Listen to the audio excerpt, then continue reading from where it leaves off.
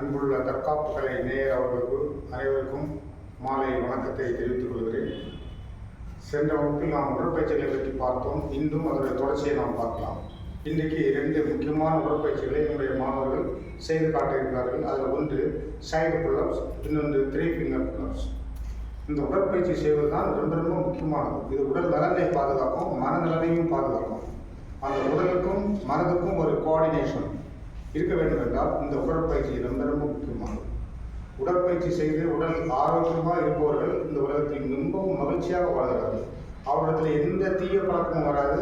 தீய பழக்கம் வராத காரணத்தால் உடல் ரொம்ப ஆரோக்கியமாக இருக்கும். உடலுடைய ஒவ்வொரு சிஸ்டமும் நல்ல முறையில் வேலை செய்யும். அந்த பண செலவு கிடையாது, டாக்டர்கிட்ட போக வேண்டிய வேலையே கிடையாது. எனவே சந்தோஷமாக மகிழ்ச்சியாக அந்த மன நிம்மதியோடு வாழ்வதற்கு ஒரே வழி இந்த உடற்பயிற்சி தான். அந்த வகையில் என்னுடைய மாணவர்கள் 2 உடற்பயிற்சிகளை இப்பொழுது செய்து காட்ட இருக்கிறார்கள். இது வரமக்களை அடிமுறை பயிற்சியோடு தொடர்புடைய உடற்பயிற்சிகள், சாதாரண உடற்பயிற்சிகள் அல்ல. இது வரமக்களை உடற்பயிற்சிகள். இப்பொழுது அந்த சைடு புல்லப்ஸ் என்று சொல்லக்கூடிய உடற்பயிற்சி இப்பொழுது செய்வார்கள்.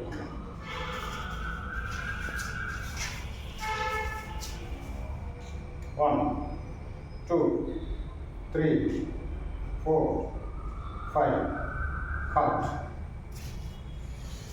இந்த உடற்பயிற்சி செய்யும்போது இந்த சைடு, அந்த சுண்டு விரல்கள், சிறிய விரல், அந்த பக்கத்தில் உள்ள எலும்புகள் எல்லாம் ப்ரெஸ் ஆகிடும், தசைகள் எல்லாம் ப்ரெஸ் ஆகும். ரொம்ப உறுதியாக இப்படி செய்யும்போது இந்த உள்ளங்கையினுடைய இந்த பகுதி மிகவும் உறுதியாக, அந்த எலும்புகள், தசைகள், நரம்புகள் எல்லாம் நல்ல வலுவடையும். இது ரொம்ப கத்தி போல ரொம்ப ஸ்ட்ராங்காக இருக்கும். எனவே இந்த வரமக்களை இந்த பகுதியை பயன்படுத்தி எதிரினுடைய வரமத்தில் தாக்கும்போது கண்டிப்பாக சுருண்டு கீழே விழுந்துவிடுவோம். எடுத்துக்காட்டாக இந்த பகுதியை வைத்து கொண்டால் கொல்லி அல்லது பிடலி வர்க்கத்தில் நீங்கள் வேகமாக தாக்குனீங்கன்னா உடனே கீழே விழுந்துடுவோம். பிடலி வர்க்கத்தை தாக்குவதற்கு இந்த பகுதி அப்படி கட்டி ஒரே வெட்டு அது மிகவும் அதிகமாக பயன்படுத்தப்படுகிறது.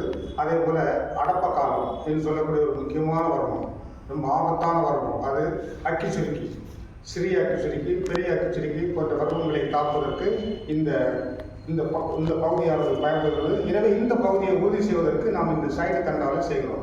ஒரு 100 சைடு தண்டாலை ஒரு 2-3 முறை மாற்றி 25 செய்தீங்கன்னா இந்த இடம் எப்படி இருக்கும் தெரியுமா? இதை நீங்கள் 1 மாதம் செய்து பாருங்கள், உங்களுக்கே அதோடைய வித்தியாசம் கிளியராக தெரியும். இதை வச்சு ஒரு அடிச்சிங்கன்னா அப்படியே சுருண்டு கீழே கொடுத்துருவான், தப்பிக்கவே முடியாது. அந்த அளவுக்கு இது உறுதியானது.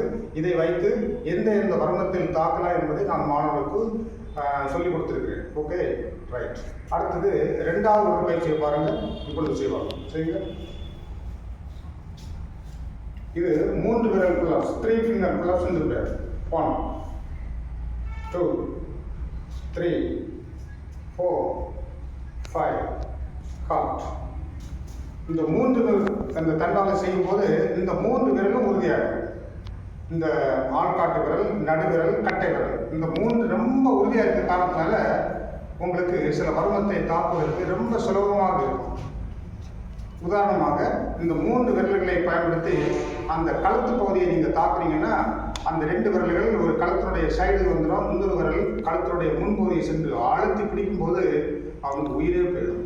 அப்படி அழுத்தி பிடிக்கணும்னா இந்த 3 விரலும் உறுதியாக இருக்கணும். இது உறுதி இல்லைன்னா உண்மை செய்ய முடியாது. எனவே அந்த வர்க்கத்தை தாக்குவதற்கு இது பயன்படுகிறது. அதே போல வயிற்றில் உரிமை காலம் என்று சொல்லக்கூடிய ஒரு வர்க்கத்தை தாக்கி பிசைந்து அவனை அப்படியே மரணமடைய செய்வதற்கு இந்த 3 விரல்களும் பயன்படுகின்றன. எனவே இந்த 3 விரல்களும் உறுதியாக இருப்பதற்காக தான் என்னுடைய மாணவர்கள் இந்த உடற்பயிற்சி செய்து காட்டுவார்கள். இந்த வகையில் பலவிதமான உடற்பயிற்சிகளை செய்து நம்முடைய உடலில் உள்ள அந்தந்த உறுப்புகளை உறுதியாக்கி அதை பயன்படுத்தி வர்க்கத்தில் வேகமாக அடித்து அவனை சரணடைய செய்வதற்கு இந்த கலை பயன்படுகிறது என்பதை நான் சொல்லிக்கொள்ள ஆசைப்படுகிறேன். இத்துடன் இதை முடித்துக் கொள்கிறேன். இதனுடைய தொடர்ச்சி அடுத்த வகுப்பில் நான் சொல்கிறேன். நன்றி, வணக்கம்.